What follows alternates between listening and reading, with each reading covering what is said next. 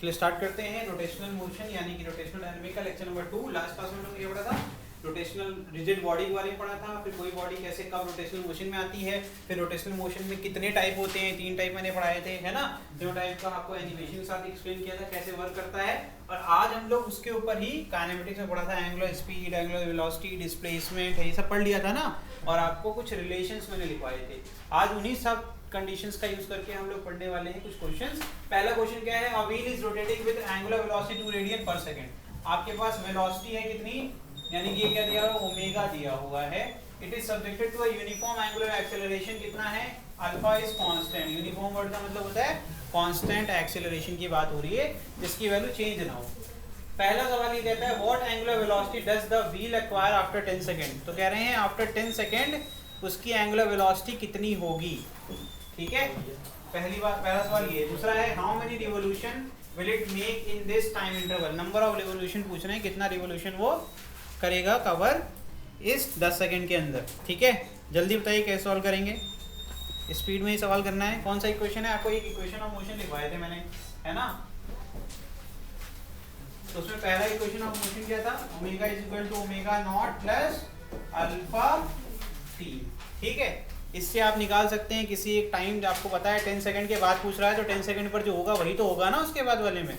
तो t is equal to 10 हो गया, अल्फा ओमेगा नॉट दोनों पता है, वैल्यू निकाल लोगे तो आंसर आ जाएगा। कितना आएगा ओमेगा बताइए। तो ये दिया हुआ है सर, कितना दिया हुआ है, 2 रेडियन पर सेकंड, 2 प्लस ये क्या है अल्फा भी 2, t कितना है 10, कितना हो गया भाई 22 रेडियन पर सेकंड। तो कितना अच्छा बेकार क्वेश्चन था ये। ठीक है, माफ करना। ठीक है, ये नेक्स्ट क्वेश्चन क्या है, हाउ मेनी रिवोल्यूशन, आपसे नंबर ऑफ रिवोल्यूशन पूछ रहे हैं। कैसे निकालेंगे आप, कैसे निकालेंगे।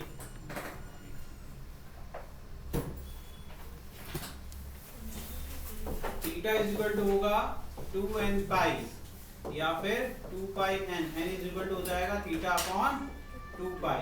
थीटा क्या है आपका, आपको भी पता है क्या है थीटा। ठीक है, एंगुलर डिस्प्लेसमेंट। तो इसका भी एक फॉर्मूला है, एक सेकंड इक्वेशन ऑफ मोशन क्या होता है, थीटा इज इक्वल टू क्या आ जाएगा,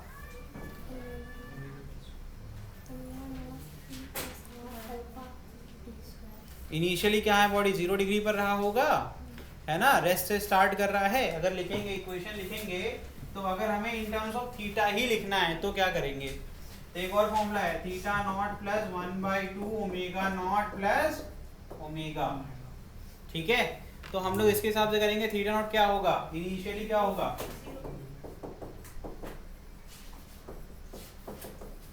0। ठीक है, तो theta is equal to 1/2 omega naught plus omega. ठीक है, आपको थीटा मिल जाएगा। ठीक है, थीटा कितना मिल गया, और जो भी आंसर आएगा वो रेडियन में आएगा।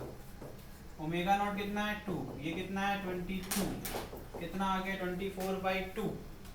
ठीक है, समझ में आ रहा है कि नहीं आ रहा है। इसमें एक टी तो होता है, ये कितना जाएगा 24/2 इंटू 10, कितना आ गया, टी के ऊपर 10 पुट करिए। ठीक है, अब आपको n निकालना है, n का फॉर्मूला लिखा हुआ है, सारी वैल्यू बता दी मैंने। सॉल्व कर लो, आंसर बताओ।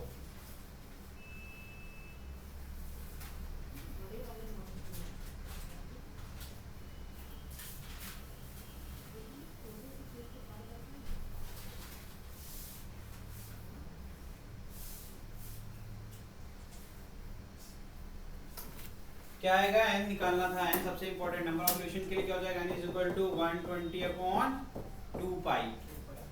ठीक है, कितना आ गया ये 60/पाई, पाई की वैल्यू 3.14 ले सकते हैं हम लोग। ठीक है, अप्रोक्सीमेटली इसकी वैल्यू हो जाएगी 90, अप्रोक्सीमेटली इज इक्वल टू 90। तो कितने रिवोल्यूशन हो गए 19, राउंड फिगर में ही लेंगे क्योंकि रिवोल्यूशन आधा तो होता नहीं है। अब जैसे कहते हैं 18.96, ऐसे तो कुछ होगा नहीं, 90 नहीं मानेंगे ना उसको, तो अप्रोक्सीमेटली 90। नेक्स्ट क्वेश्चन देखिए, a flywheel rotates with a uniform angular acceleration. Its angular velocity increases from 20 pi radian per second to 40 pi radian per second in 10 second. Time interval भी दे दिया, change in velocity भी दे दिया। How in rotation did it undergo in this period, तो time 10 second के अंदर वो कितना number of revolution complete करेगा। पहले तो तुम अल्फा निकाल लो। अल्फा कैसे निकालोगे? अल्फा निकालने के लिए फिर से यार first equation of motion use कर सकते हो, omega is equal to omega naught plus alpha t. Alpha is equal to हो जाएगा omega minus omega naught upon t. कितना आ गया ये 20 पाई। अब मैंने डायरेक्टली कर दिया है, ये कैसे कर दिया यार 40 पाई माइनस 20 पाई कितना होता है आपको अच्छे से पता है, और टी कितना दिया हुआ है 10 दिया हुआ है। ठीक है, आंसर कितना आ गया 2 पाई रेडियन पर सेकेंड स्क्वायर। ठीक है, इससे क्या मिल गया मुझे अल्फा मिल गया। अब मुझे क्या निकालना है एन निकालना है। ठीक है, तो थीटा के लिए क्या कर सकते हैं अगर हमें यूज करना है तो थर्ड इक्वेशन ऑफ मोशन क्या होता है बताइए, omega square minus omega naught square is equal to 2 alpha s, है ना। तो third equation of motion use करेंगे तो यहाँ से आ गया एस की जगह क्या आ जाएगा थीटा, डिस्प्लेसमेंट को रिप्रेजेंट करता है, इज इक्वल टू क्या आ जाएगा omega square minus omega naught square upon 2 alpha. तो ये कितना आ गया, पुट करके सॉल्व करके बताओ आंसर कितना आएगा। अल्फा क्या है आपका 2 पाई, तो 40 पाई का स्क्वायर माइनस 20 पाई का स्क्वायर अपॉन 2 इंटू 2 पाई। ठीक है, आंसर आएगा इन टर्म्स ऑफ पाई। ठीक, देखिए पाई स्क्वायर कॉमन ले लिया। ठीक है, 40 का स्क्वायर हो गया 1600। ठीक है, 20 का स्क्वायर कितना हो जाएगा 400, नीचे क्या है 4 पाई, पाई एक गया। ठीक है, कितना आ गया 300 पाई। आंसर क्या होगा रेडियन, रेडियन यूनिट क्या होगी रेडियन। ठीक है, अब लास्ट हमें क्या निकालना है, हमने ये थीटा क्यों निकाला अभी पीछे पढ़ा के आ रहा हूँ। क्या जाएगा नंबर ऑफ रिवॉल्यूशन क्या हो जाएगा n is equal to theta upon 2। Put कर दो वैल्यू, आंसर निकाल लो, मुझे आंसर बताओ। तो आ जाएगा 300 पाई अपॉन 2 पाई,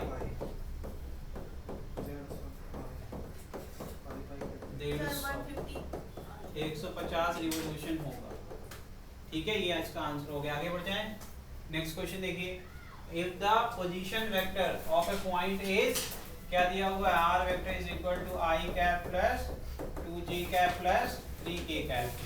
ठीक है, and its angular velocity omega is, omega vector is equal to i minus j plus k। ठीक, then find the linear velocity of the particle. बहुत आसान है, आपसे पूछा गया है v कितना होगा। इससे आसान क्वेश्चन होगा नहीं एक्चुअली में। सिंपल रिलेशन होता है v is equal to omega cross r। इसको क्या कर देंगे अपन डिटरमिनेंट मेथड यूज करेंगे क्रॉस प्रोडक्ट का, i j k plus minus plus सिखाया था ना मैंने। पहला वेक्टर क्या है ओमेगा, दिया जाएगा i के आगे कोफिशिएंट क्या है 1 माइनस 1 प्लस 1, ऊपर क्या है 1 प्लस 2 प्लस 3। पहले क्या लेते हैं i कैप। ठीक, ब्रैकेट के अंदर i वाले लाइन को और रो और कॉलम को छुपा लेंगे, जो बचेगा उसको क्या करेंगे हमेशा पहले इधर, तो -3 माइनस 2, फिर क्या लगाना माइनस ऑफ j कैप। ठीक है, यहाँ ऊपर लिखा हुआ है साइन कैसे करना है। फिर j के रो और j के कॉलम को, मतलब वो रो और वो कॉलम हटा देंगे जिसमें j लाई करता है, तो ये गया और ये गया। ठीक है, अब देखो फिर से क्या करेंगे अपन क्रॉस मल्टीप्लाई, किसको इसको इससे, फिर इसको इससे, बीच में माइनस का साइन, तो ये जाएगा देखो 3 1 जा 3 प्लस 3 माइनस 1 इंटू 1 1।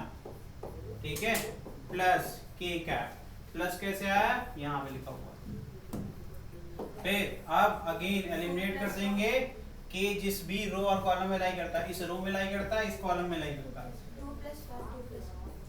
ठीक है, यह जाएगा 2 1 जा 2 माइनस ऑफ -1 हो जाएगा +1। ये हो गया आंसर कितना आया -5i minus 2j plus 3j। ठीक है, ठीक है, दिस इज योर आंसर। ये हो गया v। ठीक है, कोई तुमसे पूछ देगा कि इसका मैग्नीट्यूड बताओ, तो क्या करोगे under root minus 5 square plus minus 2 square plus सिर्फ आई जी के कंपोनेंट का स्क्वायर करके लिख देना, आंसर मान लिया जाएगा तुम्हारा सही। ठीक है, ये भी निकाल के दिखाओ। यूनिट क्या होगी? मीटर पर सेकेंड, लीनियर वेलोसिटी है, यूनिट होगी मीटर पर सेकेंड। समझ में आ गया? लिख लीजिए फटाफट।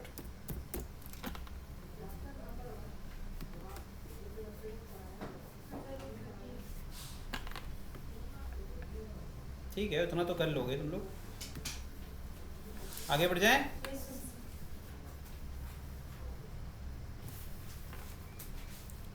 चलिए देखिए नेक्स्ट।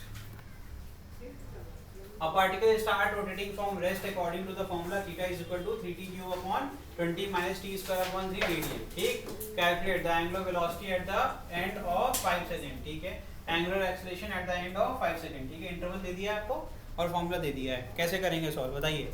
तो किसी भी इंस्टेंट पे सॉल्व करने के लिए आपके पास फॉर्मूला क्या था? Omega is equal to D theta upon D theta upon dt।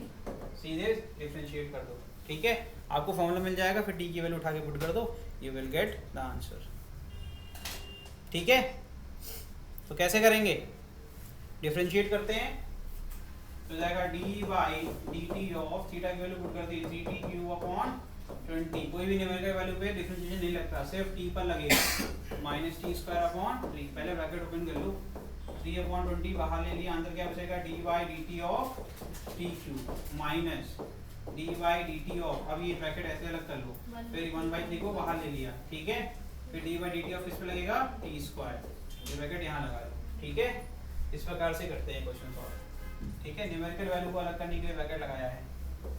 ठीक है, पहला ब्रैकेट ओपन किया, डी बाई डी टी दोनों तरफ चला गया, पहले टर्म में और दूसरे टर्म में, फिर न्यूमेरिकल वैल्यू को बाहर लिया तो ये वाला फॉर्म बन गया। ठीक है, अब यहाँ एक ही फॉर्म लगेगा, D by D x of x की पावर एन, क्या होता है? एन इंटू एक्स की पावर एन माइनस 1।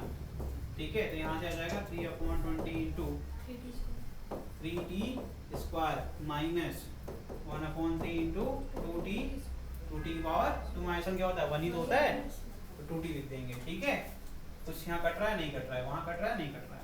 ये तुम्हारा फॉर्मूला हो गया ओमेगा का। तो ओमेगा हो गया आपका 9/20 t स्क्वायर माइनस 2/3t। ठीक है, for t is equal to 5 put करके you will find the value. Just put the value t is equal to 5 second, कितना आ जाएगा? ठीक है, फिर at t is equal to 5 sec क्या हो जाएगा बच्चे? Omega is equal to 9/20 into 5 का स्क्वायर दैट इज 25। ठीक है, माइनस 2/3 इंटू 5, 5 टू 10 होता है। ठीक है, मल्टीप्लाई कर डालो, 9 5 से 45, 4 कैरी, 9 टू 18, 18 प्लस 4 कितना होगा? 22, 225, 225 अपॉन 20 माइनस 10 अपॉन 3। सॉल्व कर लीजिए, you will get the answer. Decimal में आंसर बताओ।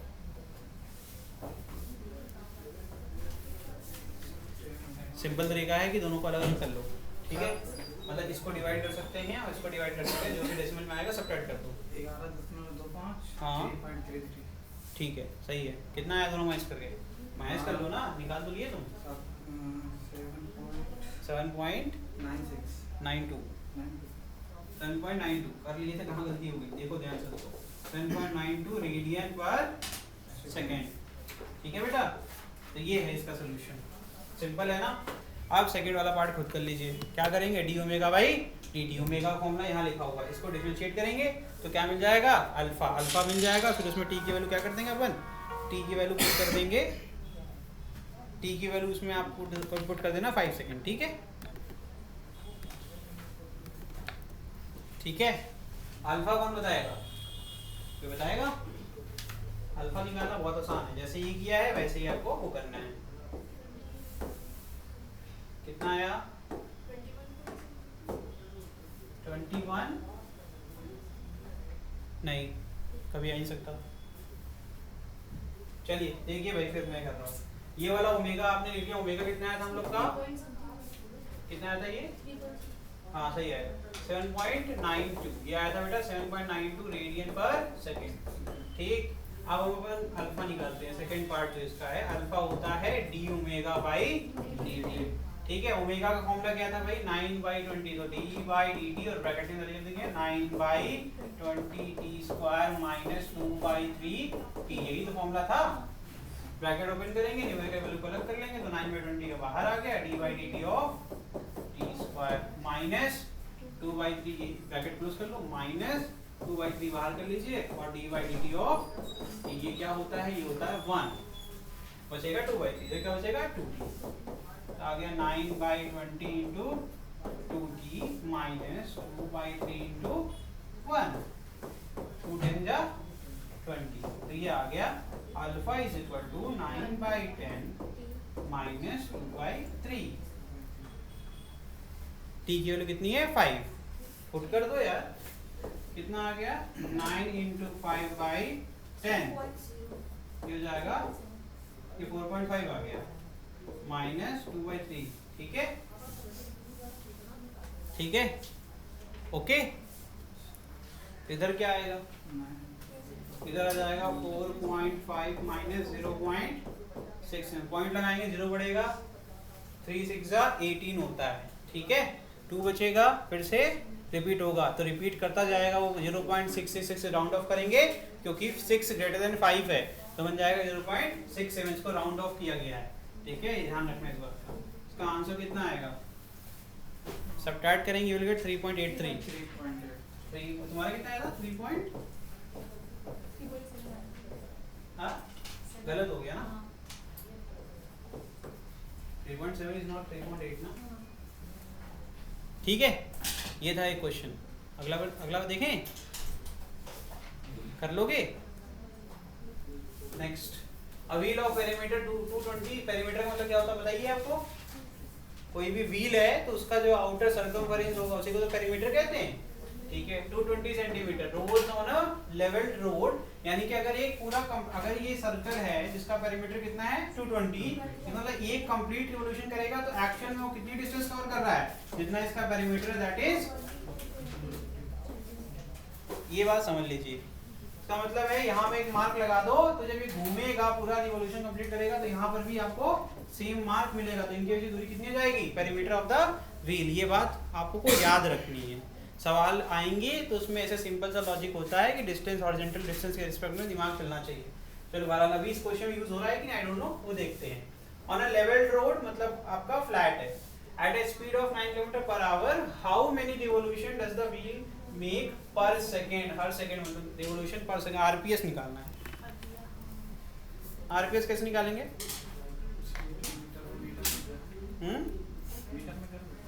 फ्रीक्वेंसी ही नंबर ऑफ रिवोल्यूशन होता है, तो n हो जाएगा आपका ओमेगा अपॉन 2π। ठीक है,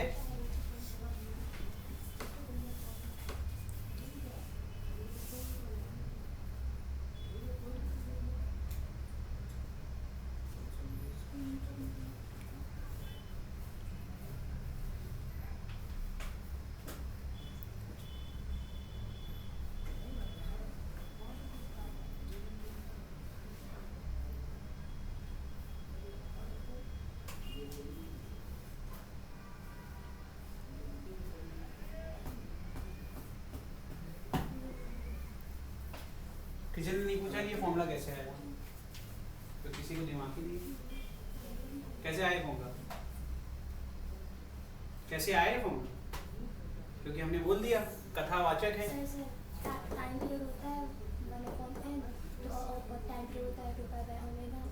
फ्रीक्वेंसी होता है 1/t, चलो तुम जो सही कह रही हो, ठीक। और क्या होता है, और कोई फॉर्मूला, ओमेगा होता है 2π/t, ओमेगा होता है 2π/t, सही तो कह रहे हैं ना। ओमेगा क्या होता है 2π मतलब सिंगल रिवोल्यूशन हो गया होगा, जो टाइम पीरियड लगा होगा एक रिवोल्यूशन कंप्लीट करने में, है ना।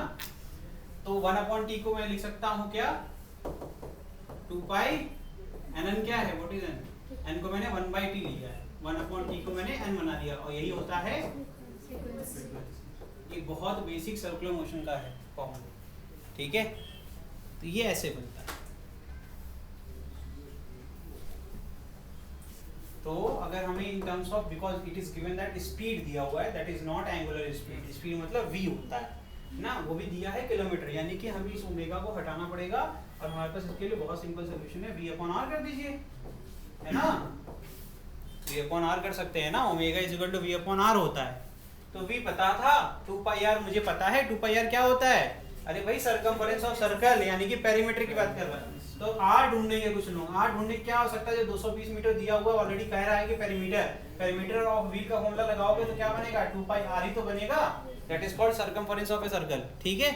तो ये हो गया, इसका मतलब सिंपल था क्वेश्चन, दैट इज 9 दिया हुआ था, इसको कन्वर्ट करना पड़ेगा किलोमीटर से किसमें, मीटर पर सेकंड में, सेंटीमीटर को भी मीटर में करना पड़ेगा। तो 100 से डिवाइड करेंगे किलोमीटर में कितना आ जाएगा, 2.2, ऊपर क्या करेंगे 18/5 या 5/18, 5/18, बहुत अच्छे, तो हो जाएगा ये सवाल, ठीक है। अब इसका आंसर बताइए, ये हो जाएगा 2.5/2.2, डेसिमल काट सकते हो, 25/22 का जो आंसर आएगा वही 2.5/2.2 का भी आएगा। तो ये हो गया रिवोल्यूशन पर सेकंड। सॉल्व करके मुझे इसका डेसिमल बताइए, डेसिमल में कितना आएगा,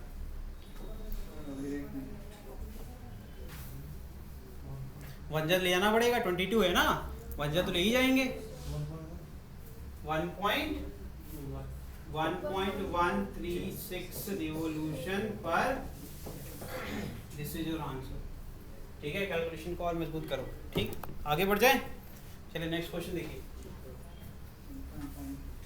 A rigid lamina is rotating about an axis passing perpendicular to its plane, ठीक है, रोटेट कर रहा है, उसमें परपेंडिकुलर वाला टर्म इंपॉर्टेंट क्यों है, क्योंकि वो रिवोल्यूशन इस तरीके से कर रहा होगा, जैसे ये पेन उसकी एक्सिस ऑफ रोटेशन हो गई, मेरा ये हाथ हो गया आपका इस तरीके का लैमिना, कोई भी शेप हो सकता है ना, तो मेरा हाथ भी तो नॉन यूनिफॉर्म शेप है, तो मैंने कहा ये हाथ ऐसे घूम रहा होगा, है राइट, ये परपेंडिकुलर है कि नहीं है, एक्सिस ऑफ रोटेशन, ठीक है। आगे क्या कह रहे हैं, देखिए रोटेशन दिया गया है एंटी क्लॉकवाइज रोटेट होता है, ठीक है। आगे कह रहे हैं पॉइंट ओ के रिस्पेक्ट में as shown in the figure, ये पॉइंट ओ पे ये पाइवट पॉइंट है, मतलब यहाँ पर एक कील लगा दी होगी और ये जो टुकड़ा है ये इस तरीके से टेबल पे घूम रहा होगा, है ना, कोई भी पेपर फाड़ के आप पेपर रख लो टेबल पे, उस पे एक पेन रख लो, उस पेपर को घुमाओगे तो वो इस तरीके से मोशन करेगा जैसे ये मोशन कर रहा है, सिंपल सा लॉजिक है।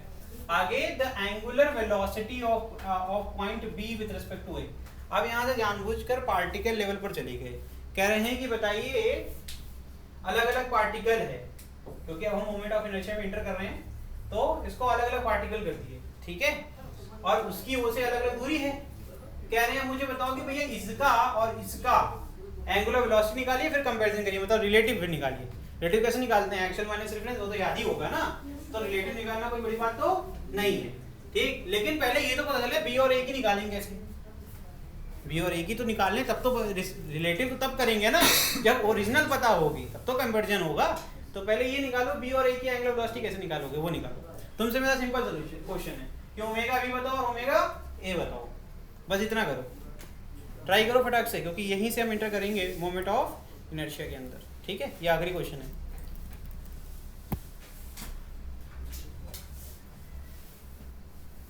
क्या कुछ ऐसा है जो अलग अलग होगा, एक बस में बैठे हुए सारे लोग अलग अलग वेलोसिटी से मोशन करते हैं क्या, जब वो टर्न लेता है तो क्या अलग अलग लेते हैं क्या, क्वेश्चन ने क्लियरली लिखा है रिजिड, उसने क्या लिखा है रिजिड, यानी कि कोई इलास्टिक नहीं हो रहा है, कोई तन नहीं रहा है, कोई अलग नहीं हो रहा है बॉडी से, या उसका शेप एंड साइज चेंज नहीं हो रहा है, जैसे कि वो पूरी बॉडी मूव कर रही होगी वैसे उसके पार्टिकल्स मूव कर रहे होंगे, राइट, होगा कि नहीं होगा।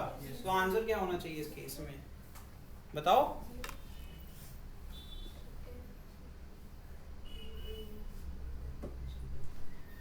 बताओ, सॉल्व करो, चलो करो ना, अभी भी टाइम है, कर सकते हो।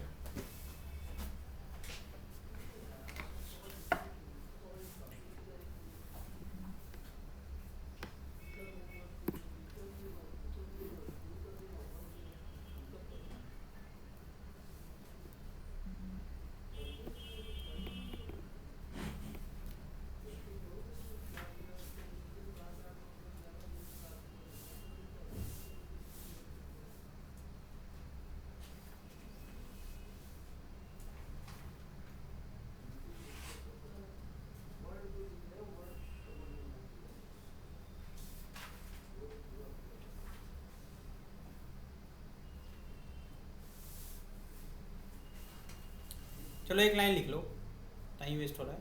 लिखिए in rigid body angular velocity of any point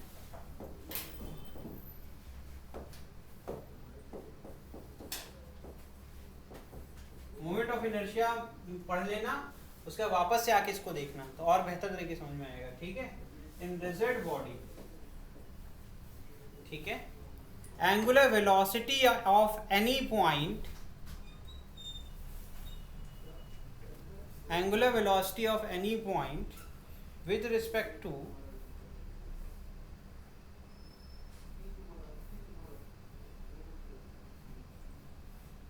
देखिए angular velocity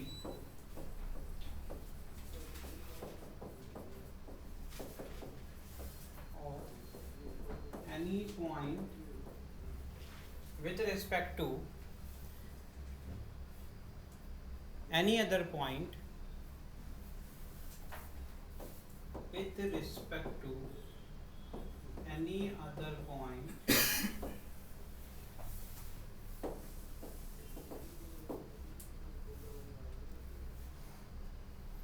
is constant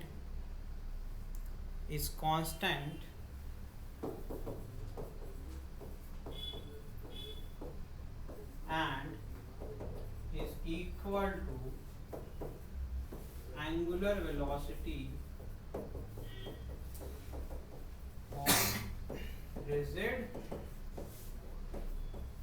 तो आंसर क्या होगा? ठीक है, आंसर होगा 10 रेडियन पर सेकेंड। चलिए नेक्स्ट है आपकी हेडिंग है मोमेंट ऑफ इनर्शिया। ठीक है, इस बात को लिख लेना और याद कर लेना। ठीक है,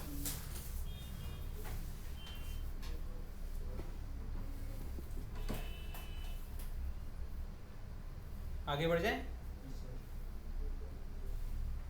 हेडिंग लिखिए मोमेंट ऑफ इनर्शिया। ठीक है, एक फिगर बना हुआ वो तो समझ में आ ही रहा होगा। एक पार्टिकल है वो मूव कर रहा है ना, एक सर्कुलर पाथ को ट्रेस कर रहा है, उसकी एक लाइन जो कि जिसको कहते हैं axis of rotation. It is quite clear कि एक्सिस रोटेशन होता क्या है ना, जिस पॉइंट के अलोंग हम लोग मोशन करते हैं सर्कुलर पाथ, उससे जो परपेंडिकुलर लाइन पास होती है उसी कहते हैं एक्सिस ऑफ रोटेशन।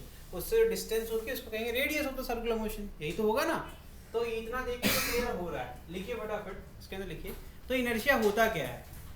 तो कोई बॉडी जब सर्कुलर मोशन करती है तो जो ऑपोजिशन ऑफर करती है, जैसे हमने पढ़ा था ना न्यूटन्स लॉ ऑफ मोशन में, स्ट्रेट लाइन मोशन के अंदर, ये जब भी स्ट्रेट लाइन मोशन करेंगे तो opposition offered by the body जो स्टेट को चेंज करने से मना करता है ना, जो इनर्शिया जो कहा गया था। अभी मोमेंट ऑफ इनर्शिया क्या है? जब भी अपन एंगुलर मोशन करना चाहते हैं, मतलब एक स्ट्रेट लाइन मोशन की बात नहीं हो रही, जो भी पाथ होगा वो सर्कुलर होगा। ठीक है, ऐसे बात में जब मोशन करते हैं तो बॉडी जो अपोजिशन ऑफर करती है टुवर्ड्स द मोशन, उसी कहते हैं मोमेंट ऑफ इनर्शिया, जिसको डिनोट करते हैं कैपिटल आई से। किसे डिनोट करते हैं? कैपिटल आई से। लिखिए the measure of the property, the measure of the property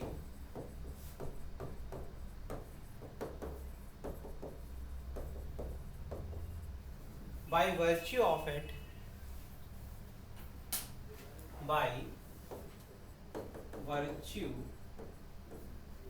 of which body revolving about an axis, body revolving around an axis opposes any change in rotational motion, opposes any change in rotational motion, ठीक है, is known as moment of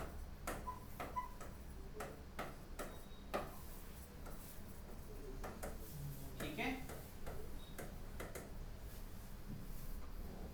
ठीक, समझ में आ गया। अब ये तो body level पर हो गया, अब पार्टिकल लेवल पढ़ेंगे अपन। ठीक है, लिखिए देखिए the moment of inertia of A particle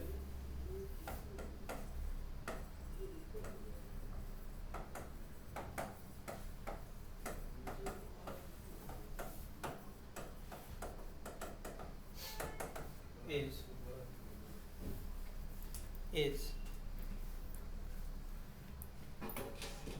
अच्छा इसमें चेंज करना विथ रिस्पेक्ट टू लिखो जरा इज मत लिखो with respect to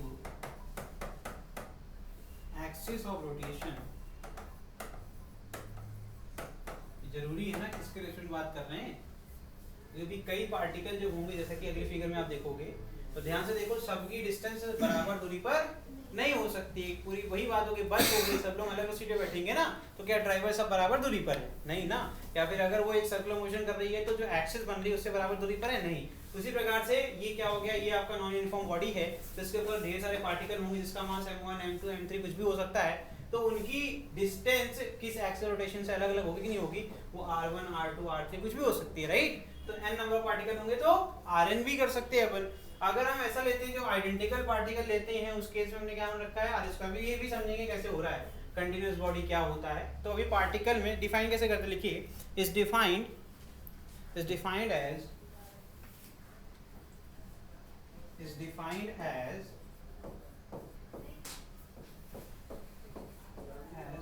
I is equal to mr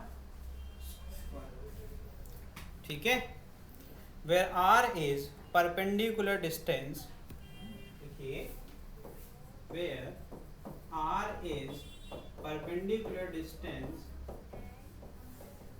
of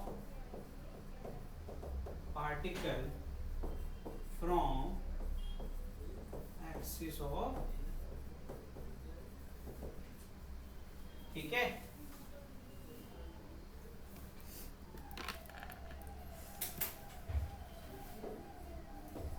moment of inertia for system of particle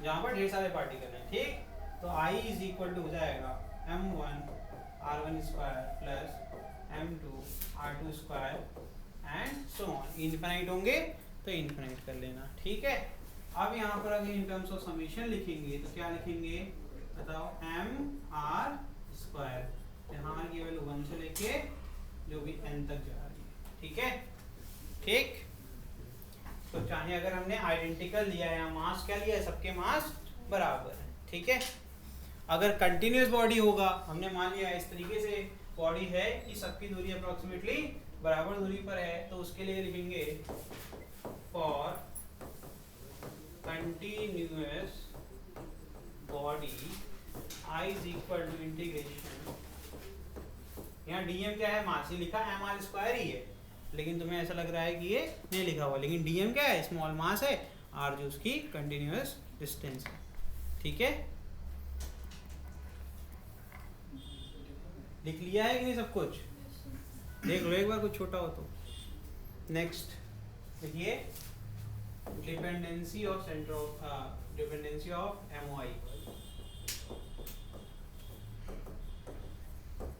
moment of inertia किस पे depend करता है देखिए पहला लिखिए मास ऑफ बॉडी फर्स्ट क्या है मास ऑफ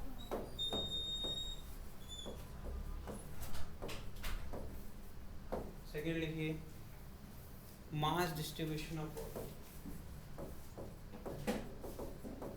कंटिन्यूअस है कि नहीं है इसकी बात हो रही है ठीक है ठीक पोजीशन ऑफ एक्सिस ऑफ क्योंकि पोजीशन चेंज होगा तो आर चेंज होगा ठीक है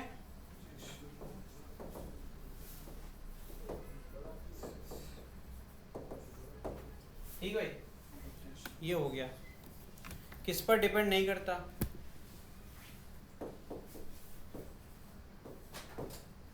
इज इंडिपेंडेंट ऑन पहला लिखो एंगुलर वेलोसिटी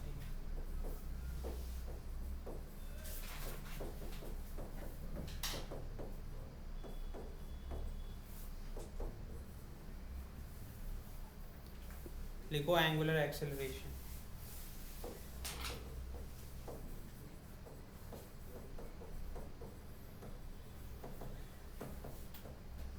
थर्ड लिखिए एंगुलर मोमेंटम।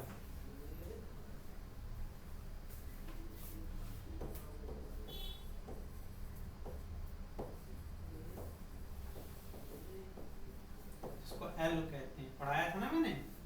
और फिर लास्ट है आपका टॉर्क। लास्ट क्या है आपका? टॉर्क।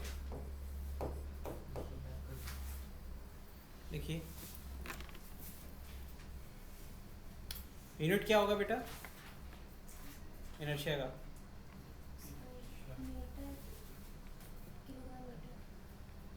किलोग्राम मीटर हो गया। लिखिए unit kilogram metre square, gram centimetre square. ये CGS है, ये SI है, ठीक है। डायमेंशन क्या हो जाएगा? डायमेंशन क्या होगा बताओ भाई?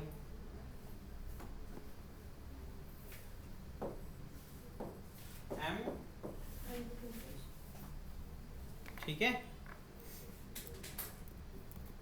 आगे बढ़ जाएं। डन।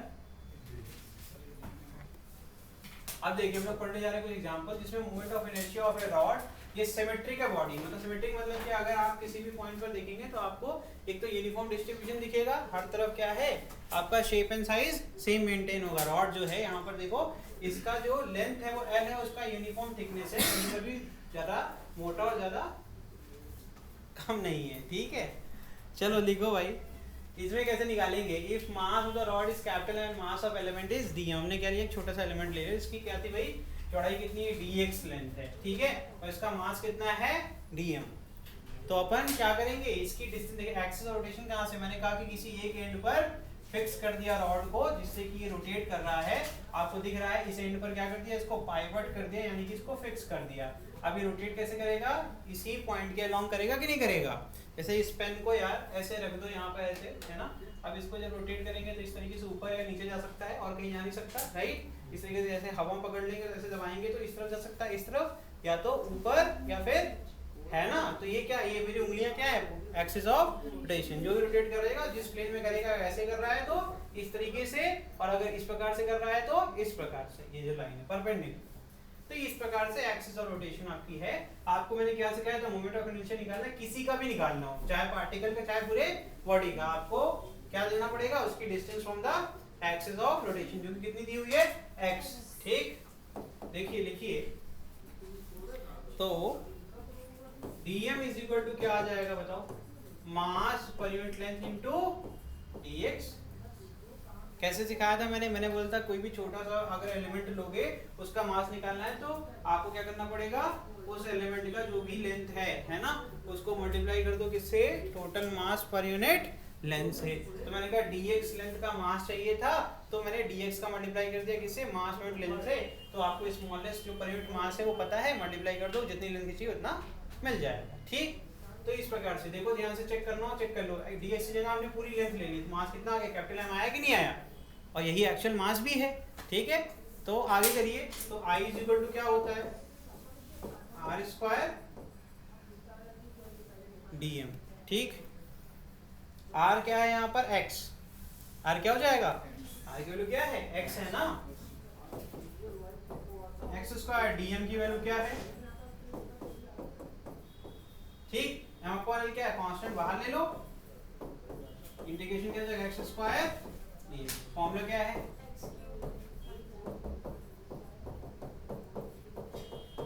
यही होता है ना फॉर्मूला।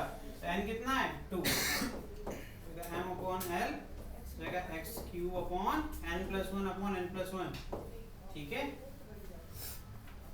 ठीक।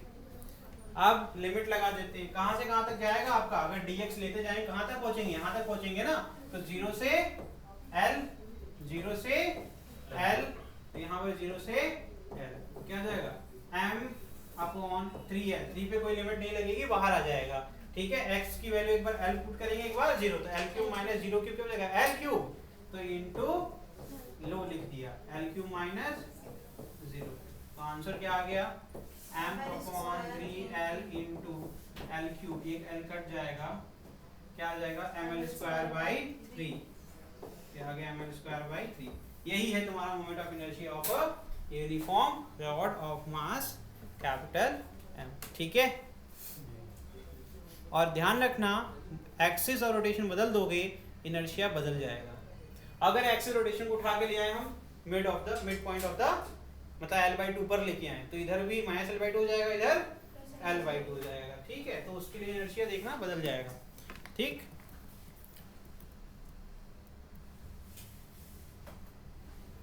नेक्स्ट करें।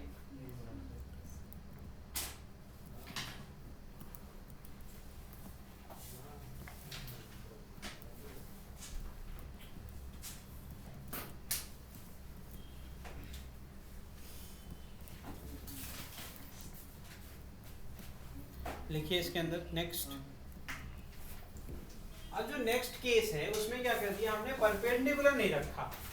क्या बोला था, एक्सिस रोटेशन से हमेशा ओरिएंटेशन परपेंडिकुलर होगा। हमने कहा एक एंगल पे रखो और अब घुमाओ, रोटेशन लेकिन परपेंडिकुलर करो, ठीक है। तो ये क्या बनाएगा, एक कोन बनाएगा कि नहीं बनाएगा, एक कोन बनेगा कि नहीं बनेगा। इस तरीके से अगर रोटेट करेगा ये तो ऊपर एक सर्कल बनेगा और नीचे वर्टेक्स इसका जुड़ा रहेगा। ये लट्टू वाला केस हो गया है ना। एंगल कितना बना रहा है, थीटा बना रहा है कि नहीं बना रहा है। तो हमने फिर से आप देखो इसमें होगा क्या, यहाँ पर आपकी आर की वैल्यू वेरी करेगी जैसे जैसे हम लोग पोजीशन चेंज करेंगे, है ना। इंक्रीज करता जाएगा कि नहीं करता जाएगा। और सबसे बड़ा क्या होगा, जो आपका ऊपर जो सर्कल, ये तो बन ही नहीं रहा, ये तो हम बनाते हैं दूसरा, इसमें बनाएंगे तो नहीं बनेगा। देखो हम लोग ने ऐसे बनाया था, है ना, ठीक। अब देखो ये एक्सिस हो गई, है ना भैया। और अब इसको थिकनेस बढ़ा लो। ये तुम्हारी रॉड है कि नहीं है, अरे भाई यही रॉड घूम करके जब इस तरफ आई अपोजिट तो कोन के दो एंड पर हमने डाल दिया, ठीक। हमने ये dx ले रखा है, ये कितना है dx, इसकी दूरी कितनी है r। यहाँ पर कितना एंगल बना थीटा, तो यहाँ पर भी कितना एंगल बनेगा थीटा ही तो बनेगा ना, बदल तो नहीं जाएगा। मैंने ओरिएंटेशन छेड़ा नहीं, मैंने से उसको घुमाया है, सर्कल बना दिया। तो इसी प्रकार से मोशन होगा कि नहीं होगा। तो कैसे निकालोगे, तो moment of inertia of a rod about an axis inclined at angle theta with the rod and passing through the one and, किसी एक एंड से होके गुजर रही है। यहाँ लग जाएगा सीधे सीधे इंटीग्रेशन, और कोई चांस नहीं है। लेकिन यहाँ पर अपन कंपोनेंट के सिस्टम लेवल में सॉल्व करेंगे, बिकॉज ध्यान से देखेंगे तो हम लोग जब भी मोमेंट ऑफ इनर्शिया निकालते हैं तो perpendicular to the axis of rotation निकालते हैं, राइट। तो अगर हम कभी भी देखेंगे तो ये L अगर इसकी टोटल लेंथ है तो ये L sin थीटा बनेगा और L cos थीटा कहाँ है, along the axis। मतलब इसके लिए सॉल्व करने की जरूरत है नहीं, अपन सिर्फ साइन कंपोनेंट के सॉल्व करेंगे।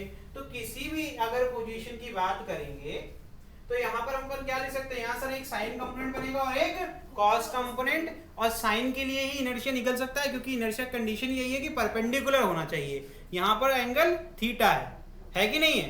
तो कैसे करोगे, r की वैल्यू क्या आएगी, r is equal to, r निकाल लेते तुम्हारे लिए। मैंने कहा ये x है, ठीक है। ये कितनी दूरी है, x है ना भैया। देखो हम एक ट्रायंगल बनाए तुम्हारे लिए, एक ये x हो गया, ठीक है।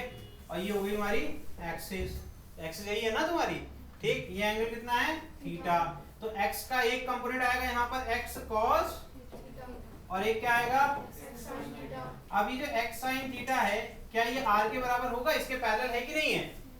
तो जितना r होगा उतना x sin थीटा होगा।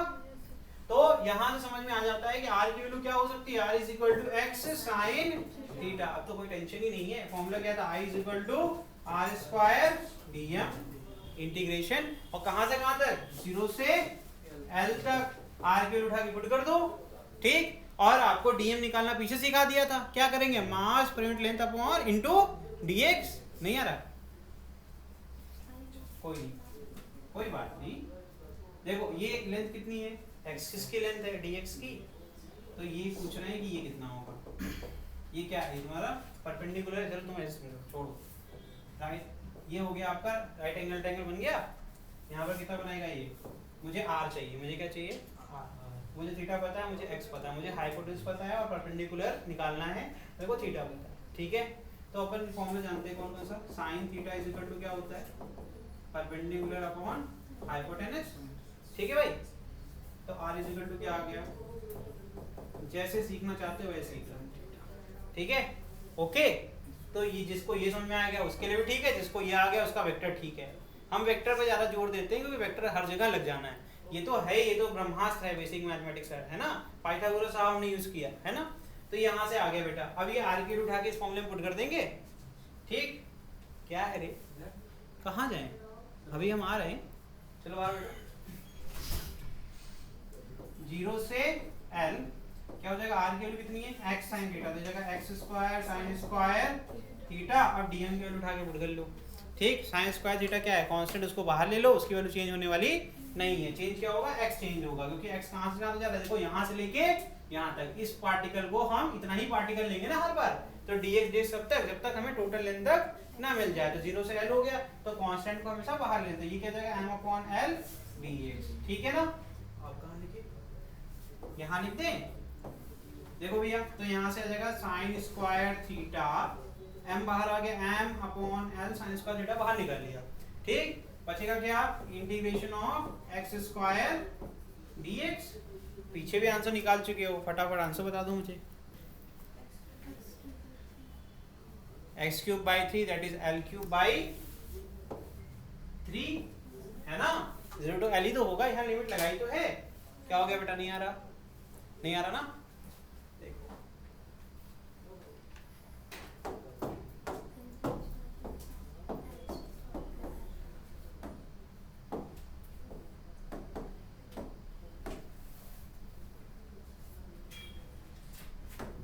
देखो, इसको नहीं आ रहा हो, r is equal to x sin theta आ गया, बताओ भैया, आ गया इक्वेशन नंबर। ठीक है, इक्वेशन नंबर 2, ये फॉर्मूला पढ़ा हुआ है, r स्क्वायर dm पढ़ा है कंटिन्यूअस बॉडी के लिए, पीछे पढ़ के आ रहे हैं। ठीक, r की वैल्यू पुट कर सकते हैं, इसकी लिमिट क्या होगी, जो टोटल लेंथ होगी रॉड की, 0 से स्टार्ट कर रहे हैं, कहां तक जा रहे हैं, L तक। तो 0 से L जब पुट कर देंगे, यहाँ क्या जाएगा x स्क्वायर, ये समझ में आया मैंने कैसे किया, ये आ गया बड़े भाई। dm की वैल्यू पीछे निकाली थी, m/L into dx, ये आ गई थी समझ में कि नहीं आई थी, ये नहीं आई बड़े भाई, यहाँ पर है देखो, नहीं लिखा क्या, लिखा तो होगा भैया, हाँ ये लिखा है। कैसे किया हमने, हमने कहा कि dx लेंथ, हमने छोटी सी एक लेंथ ले ली, जिसकी लेंथ कितनी है dx।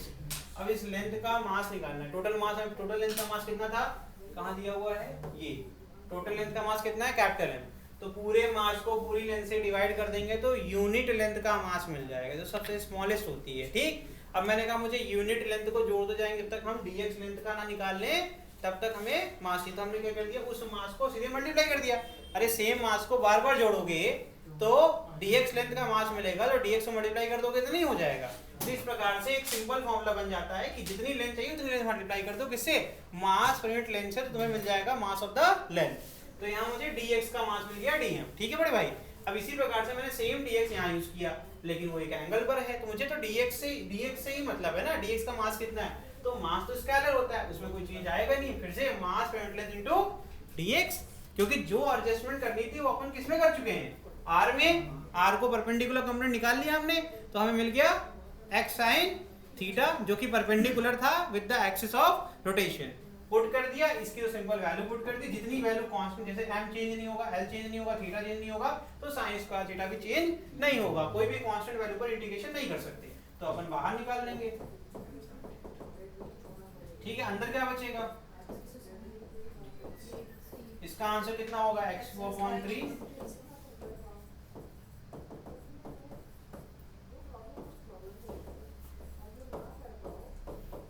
लिमिट पुट कर देंगे, एक बार L पुट करेंगे, माइनस में 0 पुट करेंगे, तो 0 L - 0 क्या होगा, L³ - 0³ क्या होगा, L³ होगा। ठीक है, तो यहाँ से आ जाता है m sin square theta upon 3 L into L³, एक L कट जाएगा, बचेगा क्या, ml square sin square theta upon 3, this is your inertia rotating at angle theta.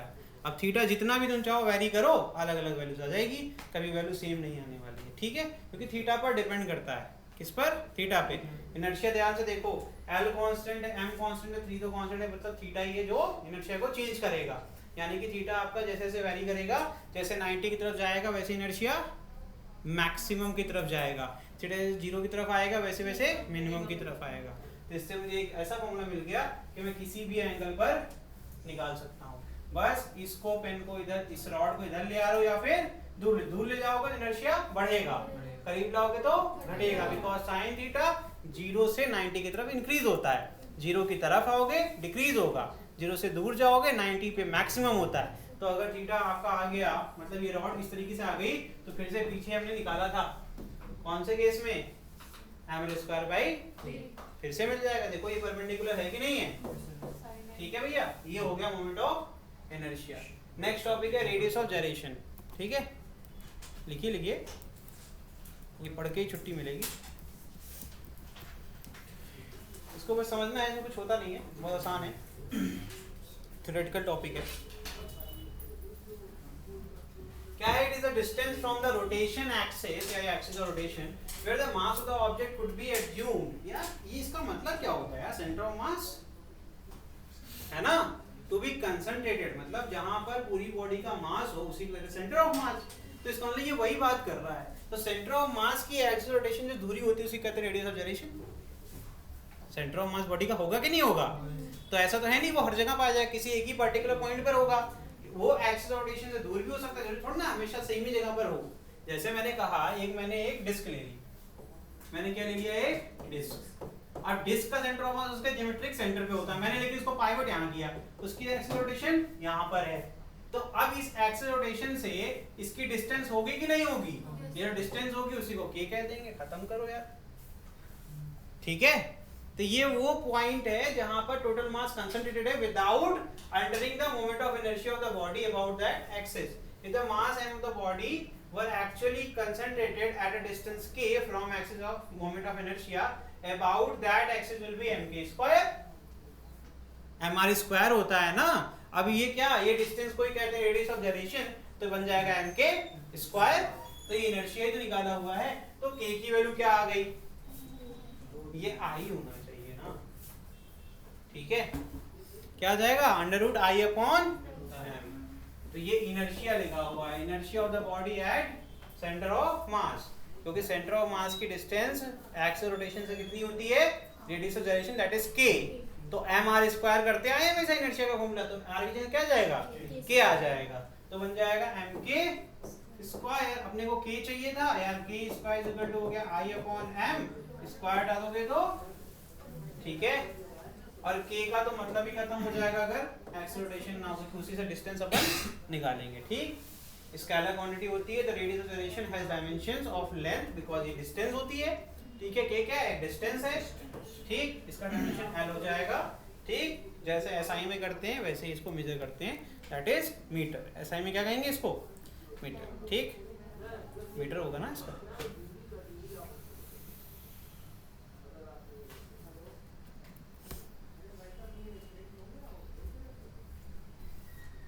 अब आगे देखो,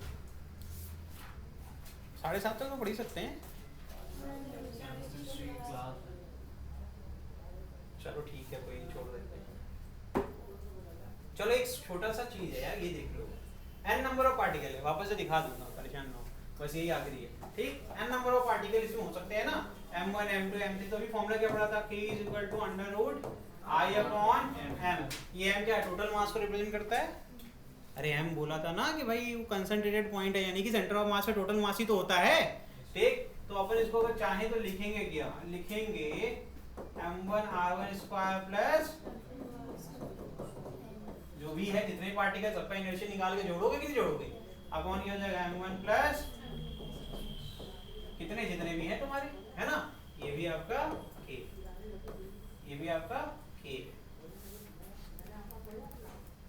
अब ध्यान सुनना, ऊपर और नीचे क्या कॉमन है, मास, अगर सारे मास सेम कर दे, अगर सारे मास सेम कर दें, if m1 = m2 = m3 = जितने भी हैं सबकी वैल्यू क्या है, m के बराबर, सब में m आ जाएगा, m कॉमन ले सकते हैं, यहाँ पर भी n टाइम्स m आ जाएगा, m कॉमन ले सकते हैं, m कट जाएगा, तो बचेगा क्या,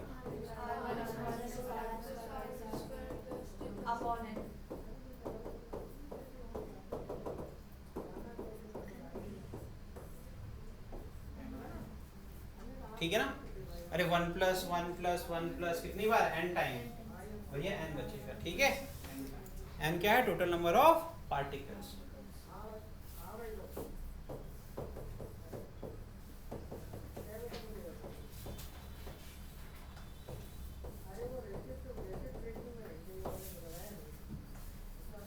अभी पढ़ लें? चलो ठीक है, कल पढ़ेंगे, मतलब अगली क्लास में पढ़ेंगे theorem of moment of inertia. ठीक है, आज के लिए इतना ही। ठीक।